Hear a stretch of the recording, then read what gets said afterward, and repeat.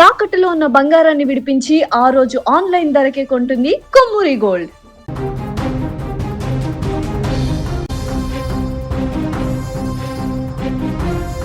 ప్రపంచంలోనే అత్యంత సురక్షితమైన నగరం, కోట్లాది మంది వ్యాపారాలకు పర్యాటకానికి కేర్ ఆఫ్ అడ్రస్ దుబాయ్.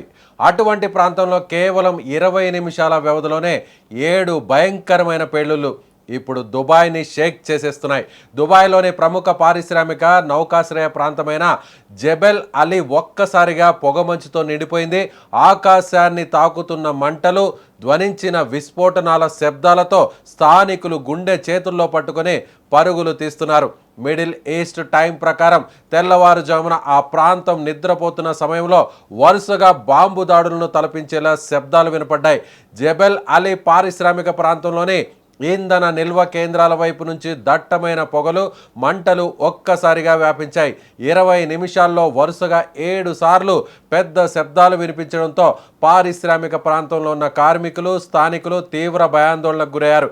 అయితే ఈ ఘటనకు సంబంధించిన వీడియోలు సోషల్ మీడియాలో నిమిషాల్లోనే వైరల్ అయ్యాయి. కానీ అంతర్జాతీయ స్థాయిలో నగరం ప్రతిష్ట దెబ్బతింటుందనే నెపంతో స్థానిక పోలీసులు వీడియో తీసి సోషల్ మీడియాలో పోస్ట్ చేసిన 2 వ్యక్తులను తక్షణమే అరెస్టు చేసినట్లు సమాచారం బయటకు వచ్చింది.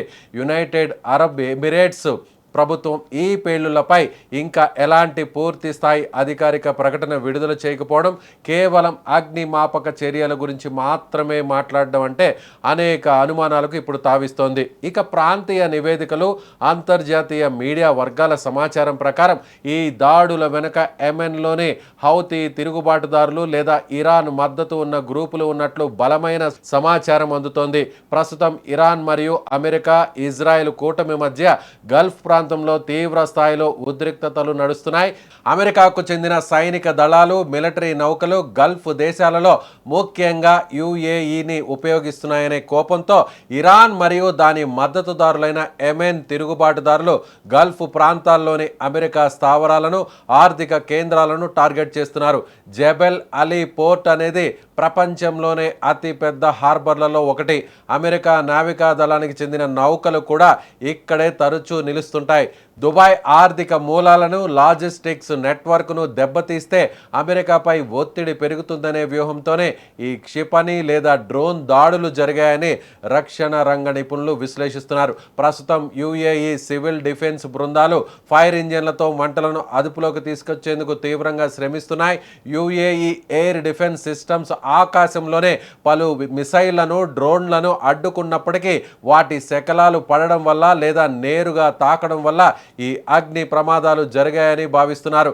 ప్రస్తుతం జబెల్ అలీ పరిసర ప్రాంతాల్లో గట్టి భద్రతను ఏర్పాటు చేశారు.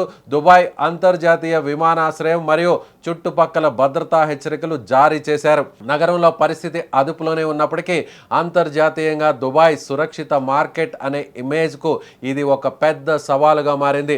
శాంతికి నిలయంగా ఉన్న గల్ఫ్ దేశాలు ఈ రోజు 2 అగ్రరాజ్యాలు, ప్రాంతీయ శక్తుల మధ్య నలుగుతుండడం తీవ్ర ఆందోళన కలిగిస్తోంది. ఒకవేళ ఇరాన్, యెమెన్ వర్గాలు దుబాయ్ లాంటి ఆర్థిక రాజధానులను వరుసగా టార్గెట్ చేస్తే దాని ప్రభావం కేవలం మిడిల్ ఈస్ట్ పైనే కాదు, గ్లోబల్ ఆయిల్ మార్కెట్లపై, అక్కడ పనిచేస్తున్న లక్షలాది మంది భారతీయుల భవిష్యత్తుపై కూడా పడే ప్రమాదం ఉంది. యుద్ధం ఏ రూపంలో వచ్చినా ప్రాణ నష్టమే మిగులుతోంది.